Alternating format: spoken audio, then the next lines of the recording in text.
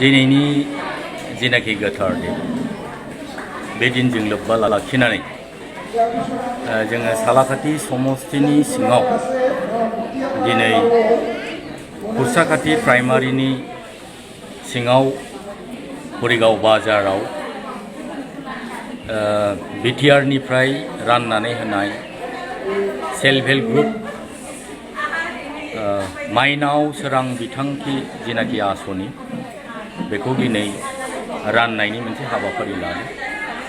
दा दिनै आङो बेखौनो ससियेल मिडियानि गेजेरजों फोरमायनो सानो।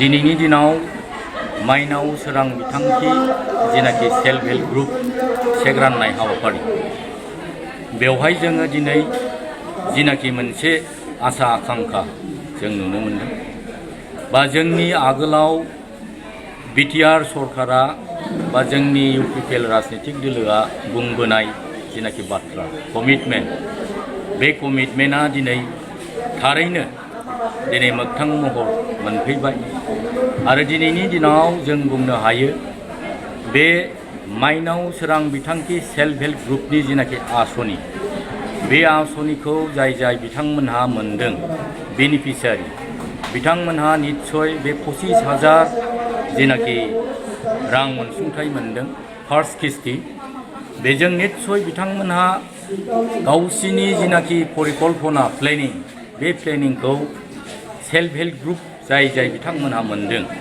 बेनिफिसियारि बिथांमोनहा थारैनो जुदि मोजां खामानियाव बिथांमोनहा बाहायोब्ला बे 25,000 सेल्फ हेल्पनि गेजेरजोंबो निस्सय बिथांमोनहा गावसिनि जिनाखि बेकार समस्या बे बेकार समस्याखौ निस्सय माबा नङा माबा मोनसे प्रडाक्ट खालामनानै गावखौनो मोनसे डिफेन्ड खालामनो हानाय निस्सय माबा मोनसे लामायाव फैगोन होननानै आं सानो। आरो दिनैनि दिनाव जोंनि BTR सरकारा हिउमेन रिसोर्स दानायनि जिनाखि सिन्था सरसा बेखौ जोङो दिनै थारैनो जे बुंनाय बाथ्राखौ मोगथाङाव मावबोगासिनो दङ। दिनै थारैनो जोङो हिउमेन रिसोर्स दामारनांगौबा लाइमोन समाजखौ दामारनांगौब्ला मानब समाजखौ जुदि जों साबलम्बी खालामनांगौब्ला जोङो दिनै बेफोरबादि फाइनेन्सियेल एसिस्टेन्टनि गेजेरजोंनो रांखावरि अनसुंथाइनि गेजेरजोंनो जोङो जोंनि BTR ओनसोलाव बिभिन्न जाथि गोष्ठीखौ लानानै जिनाखि जोंनि मिशन आरो भिजन बेखौ निस्सय जोङो मोगथाङाव जाफुंसार होनो हागोन।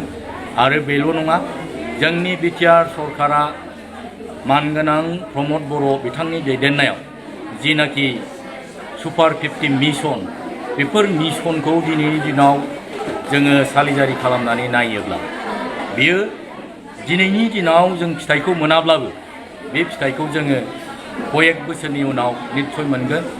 दिनै UPSC APSC डक्टर इन्जिनियार फरायनाय हिउमेन रिसोर्स दानायाव गासिबो दिनै जोंनि जिनाखि BTR सरकारनि जिनाखि थांखि बेयो दिनै लासै मोनसे मोगथां महराव फैगासिनो दङ। आरो दिनैनि दिनाव जोङो सालाकाटि समस्तिनि सिङाव दिनै सेल्फ हेल्प ग्रुप जोङो जिनाखि दिनै रानदों बेयो टटेल 59 सेल्फ हेल्प ग्रुपनो जोङो दिनै फार्स्ट किस्ति हिसाबै 25,000 राननानै होनाय जादों।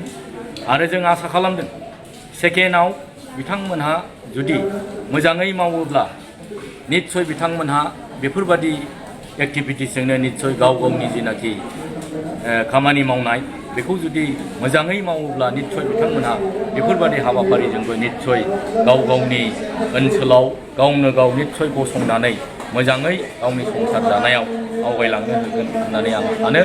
आरो बेजों लोगोसे आङो बे ससियेल मिडियानि गेजेरजों आरोबाव फोरमायनो सानदों दिनैनि दिनाव जोङो वार्क कालचारनि गेजेरजों कर्म संस्कृतिनि गेजेरजों थाङाब्ला दिनैनि दिनाव जोङो जिखुनु ओनसोलावनो नट अनलि BTR अल अभार इन्डियायावनो जोङो दिनै साख्रि मोननानै माबा मोनसे खालामजोबनांगौआ गोरलै बाथ्रा नङा। दिनैनि दिनाव बेनिखायनो BTR सरकारा जिनाखि प्रमद बर'नि दैदेननाय सरकार बे सरकारा दिनै मोनफ्रोमबो बिथिङावनो दिनै मानब सम्पद दानायनि जिनाखि सिन्था सरसा खालामनाय बियो दिनैनि दिनाव मोगथां महराव जानो थांगासिनो दङ। आरो जोङो दिनैनि दिनावनो जोङो आसा खालामनो हायो। दिनै जाय बिथांमोना सेल्फ हेल्प ग्रुप मोननो थांगासिनो दङ बेजोंनो निस्सय गाव गावनि फिउचार दानाय गाव गावनि माखासे थांनानै थानायाव एसे नङा एसेब्लाबो निस्सय माबा मोनसे उपकृत जागोन होननानै आं सानो। डिजिटेल बड' निउसनिफ्राय गासैखौबो खुलुमनाय आरो बरायनाय बावहरनाय जाबाय। मदद आरो हेफाजाबनि नोजोरजों नोंथांमोननि सेराव दं डिजिटेल बड' निउस वेब पर्टेल। सुखु दुखुनि समाव खैदां खैफोदनि समाव नोंथांमोननि राव जानानै ओंखारबोगोन डिजिटेल बड' निउस। खौरां दैथायहरनो आरो जोंजों थोंजोङै फोनांजाबनो थाखाय जानबुं नं 6901559919। उदां आरो सैथो खौरां फोसावनायनि थांखिजों नोंथांमोननि सेराव दं डिजिटेल बड' निउस।